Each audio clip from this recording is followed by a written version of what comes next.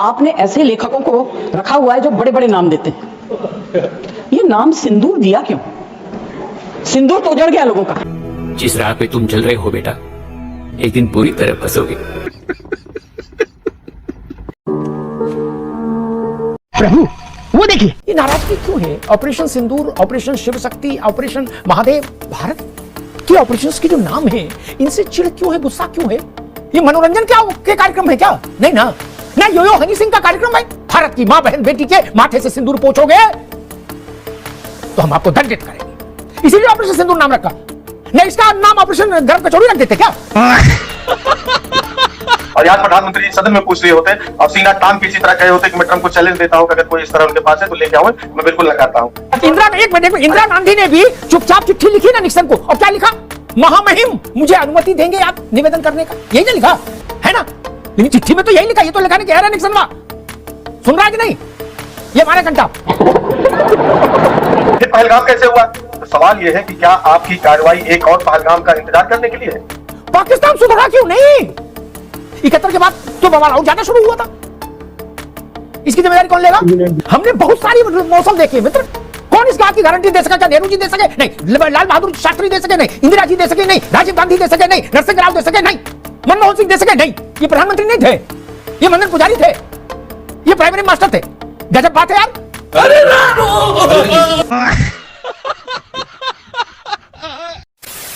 Hello नमस्कार, जय हिंद, वंदे मातरम और मेरे सभी भाई बहनों को जय श्री राम दोस्तों। एंड आप देख रहे हैं कृष्णा डिबेट तड़का। और आज की डिबेट होने वाली है समाजवादी पार्टी के प्रवक्ता धर्मेंद्र सिंह एंड वरिष्ठ पत्रकार अमिताभ अग्निहोत्री के बीच। दोस्तों, समाजवादी पार्टी की सांसद जया बच्चन के ऑपरेशन सिंदूर को लेकर दिए गए लोकसभा के पटल पर विवादित बयान को लेकर डिबेट है। तो दोस्तों, वीडियो बहुत मजेदार होने वाली है, एंड तक जरूर देखना। एंड हाँ दोस्तों, आपसे एक छोटा सा अनुरोध है, अगर आप चैनल पर पहली बार आए हैं या चैनल को अभी तक सब्सक्राइब नहीं किया है तो चैनल को सब्सक्राइब जरूर से कीजिएगा।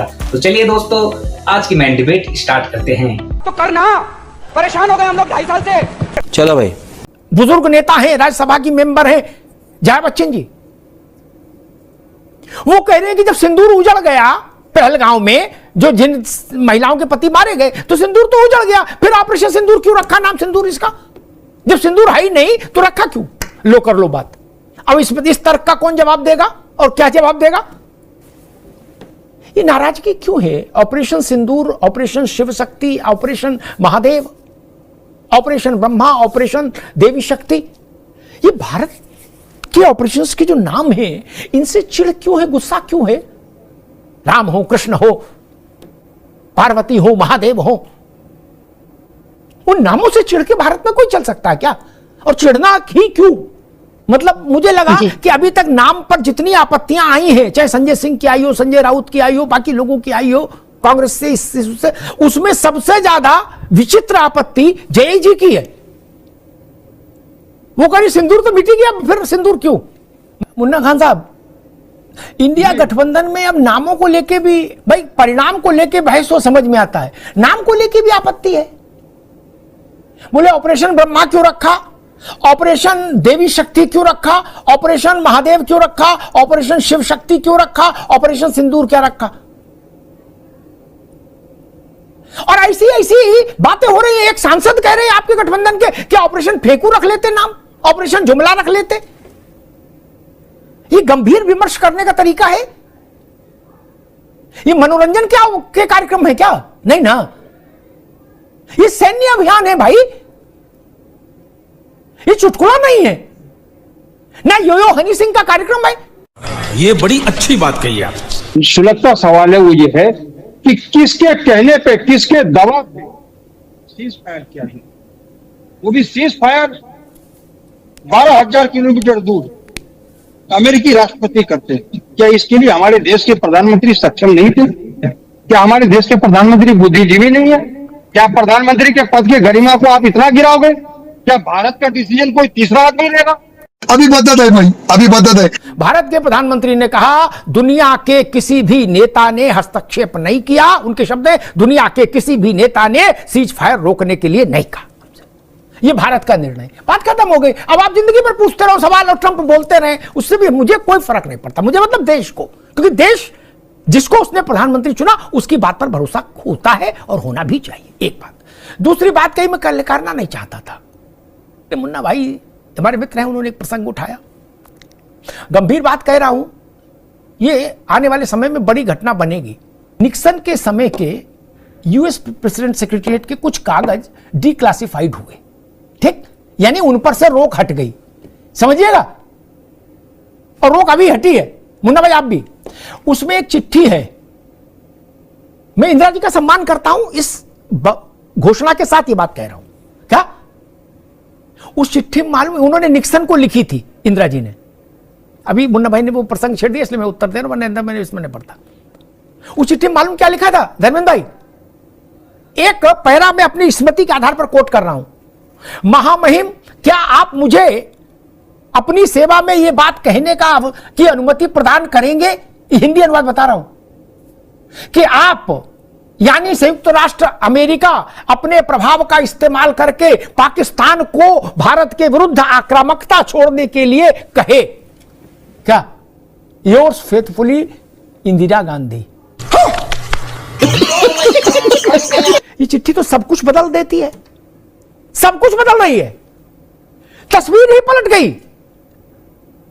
हम निक्सन से क्यों परमिशन मांग रहे थे, निक्सन चाचा लग रहे थे, नहीं ना, वो तो लिखत पलट में है, ट्रंप के पास लिखत पलट में तो नहीं ना कुछ। मैं उल्टा सिक्का उछालता हूं, ट्रंप जारी कर दे लिखत पलट में कि भाई हमसे मोदी ने रिक्वेस्ट की थी, जारी कर दे, भारत मान लेगा। कोई ऑडियो कोई चिट्ठी जारी कर दो ना कि भारत ने हमसे रिक्वेस्ट की, इंदिरा गांधी की चिट्ठी तो आ गई, तो संसद में मोदी जी बोल गए, भारत की चिट्ठी आज की जारी कर दो, मान लेंगे। बाकी ट्रंप आजाद है, अमेरिका आजाद देश है, और ट्रंप तो ट्रंप है, ट्रंप चचा सबसे न्यारे, 3 लोग से न्यारी लंका, वो कुछ भी कहने को आजाद है, उन पर इतना लोड नहीं लेना चाहिए ना, इतना लोड उनके अमेरिका वाले नहीं ले रहे, हम काहे को ले। बात तो सही है। और ये भी ट्रंप चचा के देश से ही आई चिट्ठी बाहर, इसलिए मैंने कहा कि ट्रंप पर ज्यादा दांव मत लगाइए, वो कब कहां किसे डुबो दे मुन्ना भाई पता नहीं, अब फंस गए आप। धर्मेंद्र भाई,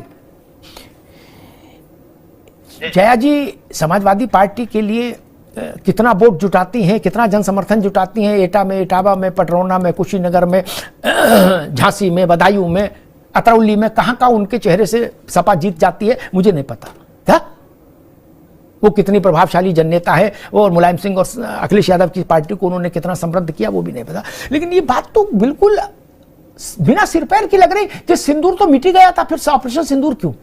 अरे सिंदूर मिट गया इसीलिए तो ऑपरेशन सिंदूर नाम रखा, कि पूरी दुनिया के सामने एक बात जाए कि भारत की मांग से सिंदूर हटाने की कोशिश करोगे तो हम इस हद तक जाएंगे, हम इस हद तक जाएंगे। भारत की मां बहन बेटी के माथे से सिंदूर पोंछोगे तो हम आपको दंडित करेंगे, इसीलिए ऑपरेशन सिंदूर नाम रखा। नहीं इसका नाम ऑपरेशन गरम कचौड़ी रख देते क्या? एक जो आपने सवाल पूछा कि ट्रंप क्यों नहीं कागज सार्वजनिक कर देता, भाई ये इतने आरोप लग रहे हैं कि सरकार को निवेदन करना चाहिए ट्रंप से कि अगर तुम्हारे पास कुछ कागज कोई डॉक्यूमेंट्स है प्रधानमंत्री जी से भारत के सीज फायर कराने में आरोप प्रत्यारोप के, तो इसको सार्वजनिक कर दो, हमारी बड़ी शिक्षा लेदर हो रही है। ये सरकार को डिप्लोमेटिक चैनल से तुरंत पूछना चाहिए। और आज प्रधानमंत्री जी सदन में पूछ रहे होते और सीना तान के इसी तरह कहे होते कि मैं ट्रंप को चैलेंज देता हूं कि अगर कोई इस तरह उनके पास है तो लेके आऊं, मैं बिल्कुल नकारता हूं, लेकिन ट्रंप का नाम लेना भूल गए।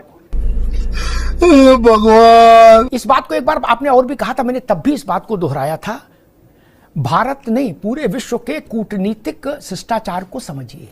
कोई देश अपने पार्लियामेंट में खड़े होकर किसी देश को, छोटा देश हो बड़ा देश हो, उसके राष्ट्रपति को, प्रधानमंत्री को चोर, उचक्का, फलान, लप्पू, झप्पू इस टाइप की भाषा नहीं बोलता है, जुट्टा मुट्ठा नहीं बोलता है। भाई मुझे उदाहरण गिना दीजिए 4 कि नहीं वहां बोला था, नहीं अमिताभ जी पूरे विश्व में बता दीजिए। इंदिरा गांधी ने भी चुपचाप चिट्ठी लिखी ना निक्सन को, और क्या लिखा, महामहिम मुझे अनुमति देंगे आप निवेदन करने का, यही ना लिखा।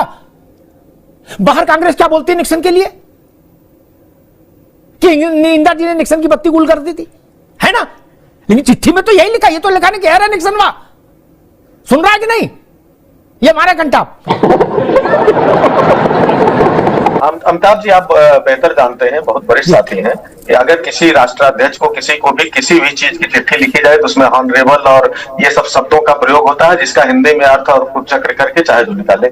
हम उस पर नहीं जाना चाहते हैं। सवाल हम सिंदूर पर थे। देखिए, ऑपरेशन सिंदूर, सिंदूर नाम उठाने पर सवाल महिला है बिल्कुल उठा सकती हैं। क्यों? सिंदूर आमतौर पर भारतीय संस्कृति में शादीशुदा महिलाओं के सुहाग, सौभाग्य, उसकी रक्षा से जुड़ा हुआ चीज है। सिंदूर बहुत ही पवित्र चीज है और सिंदूर लगने के बाद ऐसा माना जाता है ये अभियान सबसे सुरक्षित। अब मेरी बात आ जाने दे, मैं उस जवाब इसके साथ आपसे मैं पूरा जवाब दूंगा। धर्मेंद्र जी, ये माना जाता सुरक्षा, उसे अहमियत क्या पता? जी, धर्मेंद्र जी, सौभाग्य और स्थायित्व का प्रतीक है, शांति का प्रतीक है। अमिताभ जी, ये भावनात्मक है। देखिए, अब ये जो है ये तो है यदा यदा ही धर्म से, हम कह रहे हैं सुदर्शन चक्र का नाम पर क्यों नहीं लिख दिए कि जाके दुश्मन को मारेगा, जब अधर्मी हिंदुस्तान में अन्याय अत्याचार करेगा हम उसको हत्या करेंगे। ये सिंदूर से कहीं तालमेल नहीं खाता है। ये केवल राजनीतिक लाभ लेने के लिए भारतीय जनता पार्टी और उनके नेता ने नाम रखा। सपा में समझिए, सपा जय बच्चन की लाइन पर है या जय बच्चन सपा की लाइन पर?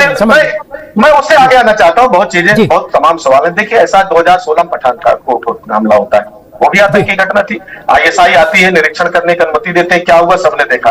उन्हीं के तुरंत उसी के बाद घटना होती है 2016 में। 2019 में पुलवामा की घटना होती है और उसके बाद भी जो डायलॉग आज चल रहे हैं, बड़ी जिम्मेदारी से कह रहा हूं, वही कहा गया कि हमने घुस करके मारा और आतंकवाद की कमर तोड़ दी। उसके बाद दोबारा पुलवामा कैसे हुआ, फिर कमर तोड़ दी, फिर पहलगाम कैसे हुआ। तो सवाल यह है कि क्या आपकी कार्रवाई एक और पहलगाम का इंतजार करने के लिए है या आपने पूरे इंफ्रास्ट्रक्चर को खत्म कर दिया? और 2-3 सवाल हैं जो महत्वपूर्ण है। इन सवालों को सरकार को जवाब देना चाहिए। भाई देखिए, ऐसा 4-5 किलोमीटर थाना है, सीआरपीएफ कैंप भी 4-5 किलोमीटर जहां घटना हुई, और गृह मंत्री जी ने सीना ठोक करके कहा कि घाटी 370 हटने के बाद शांत है। मैं पर्यटकों से अपील करता हूं कि आए और घाटी में अपना पर्यटन का आनंद लें। उसके बाद यदि लोग आए तो क्या सरकार की नैतिक जिम्मेदारी है कि नहीं है? और क्या इंटेलिजेंस फेल हुआ? क्या इलेक्ट्रॉनिक सर्विलांस उनके फेल हुए? क्या ड्रोन से जो निगरानी सिस्टम है वो फेल हुआ? क्या स्थानीय जो कम्युनिकेशन सिस्टम का स्थानीय लोग हैं जो तमाम घटनाओं का बॉर्डर से होने वाली सूचना देते हैं वो फेल हुआ? इसका जवाब चाहिए कि नहीं चाहिए? 3:35 पर पाकिस्तान के डीजीएमओ का, ये बड़ी टेक्निकल बात है, 3:35 पर पाकिस्तान डीजीएमओ का फोन भारत के डीजीएमओ को आता है और उसके बाद तय पाया जाता है कि 5 बजे से संपूर्ण सीज फायर करेंगे। तो क्या प्रधान, जब 3:35 पर डीजीएमओ का फोन आया जो कि भारत सरकार के डीजीएमओ स्तर की बातचीत में तय हुआ, तो ट्रंप को 5 बजे सीज फायर होने की आज से ठीक है धर्मेंद्र जी, ठीक है, सूचना कहां से मिल गई थी? ठीक। अब तू गया बेटा, अब तू गया, देख तेरी औकात मैं दिखाता हूं तुझे, देख। ट्रंप दिन भर ट्वीट करने लगे, सब काम छोड़ के, रोटी पानी भी छोड़ दें और दिन भर इसी पर ट्वीट करते रहे कि हमने कराया, तो भी मेरी सेहत पर 1 रुपया फर्क नहीं। भारत के आम आदमी के राजनीतिक दलों को लिए कुछ हो सकता है फुलझड़ी, जनता कोई लोड ले रही ट्रंप का आचार विचार व्यक्तित्व जैसा। मैंने कहा अमेरिका लोड नहीं ले रहा, यहां के लोग दुबले हुए जा रहे हैं चर्चा के नाम पे। अमेरिका में 10,000 लोग उनके खिलाफ झंडा लेके रोज प्रदर्शन कर रहे हैं, कॉमन लोग, उनको कौन गंभीरता से ले रहा है? अमेरिकन तो मान नहीं रहे कि जो ट्रंप करे वो ठीक है, और हम यहां गंगा जल हाथ में लिए घूम रहे ट्रंप के नाम पर, बोले ट्रंप तुम्हें हमारी कसम। ये अभी रुकना होगा। दूसरी बात जो धर्मेंद्र जी ने कही कि उसके बाद ऐसा कैसे हो गया, ये बात सुनने में बड़ी अच्छी लगती है, थोड़ा उत्तेजना पैदा करता है ये वाक्य। मैं पूछ सकता हूं कि 1948 में जब युद्ध हुआ, कबीलाई घुसा दिए पाकिस्तान ने, जिसके बाद से कश्मीर उनके पास चला गया आधा, उसके बाद से पाकिस्तान सुधरा क्यों नहीं? 65 के बाद से क्यों नहीं सुधरा? 71 के बाद तो हमने उसको काट दिया हिस्सा, फिर क्यों नहीं सुधरा? तब तो ताकतवर सरकारें थी ना आप लोगों के मुताबिक। पाकिस्तान सुधरा क्यों नहीं? 71 के बाद तो बवाल और ज्यादा शुरू हुआ था। इसकी जिम्मेदारी कौन लेगा? ये कहना कि जिम्मेदारी किसकी है आज के दौर में? जो सरकार में है उसकी है। मैं इस बात से सहमत हूं धर्मेंद्र जी की, लेकिन मैं इस बात को बिल्कुल खारिज करता हूं कि उसके बाद कैसे आ गए। अरे वो तो 48 से लगातार आ ही रहे हैं, कब नहीं आए? मुझे बताओ कब नहीं आए? और कौन कौन प्रधानमंत्री था?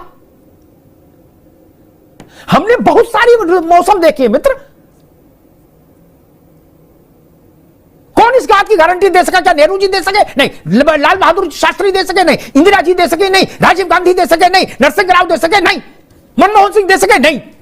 अरे बाप रे, ये तो धोती खोल रहा है। ये प्रधानमंत्री नहीं थे, ये मंदन पुजारी थे, ये प्राइमरी मास्टर थे। गजब बात है यार। प्रियंका जी को कल मैं सुन रहा था, वो कह रहे थे इसको भी इस्तीफा दे देना चाहिए, उसको भी इस्तीफा दे देना चाहिए, दिस होना दे। अच्छी बात है। जब मुंबई पर अटैक हुआ था तो प्रियंका जी की सरकार थी। कितनों को नाप दिया था उन्होंने? कितनों को नाप दिया था? कितनों को चपरासी बना दिया था? नहीं ना। शिवराज पाटिल को नाप दिया था? नहीं। मनमोहन सिंह जी को नाप दिया था? नहीं। फिर वो सत्यनारायण कथा थी कि मुंबई में वो आतंकी हमला नहीं था?